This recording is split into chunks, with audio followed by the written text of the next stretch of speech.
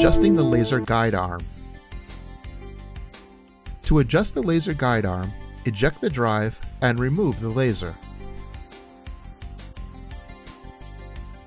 To adjust a laser with a metal arm, simply bend the arm out and down slightly. This will ensure that the arm will connect firmly with the drive screw rod. To adjust a laser with a plastic arm, warm the plastic with a lighter. Careful not to melt the plastic or burn your fingers. Then gently press down on the plastic arm to bend it into a new position.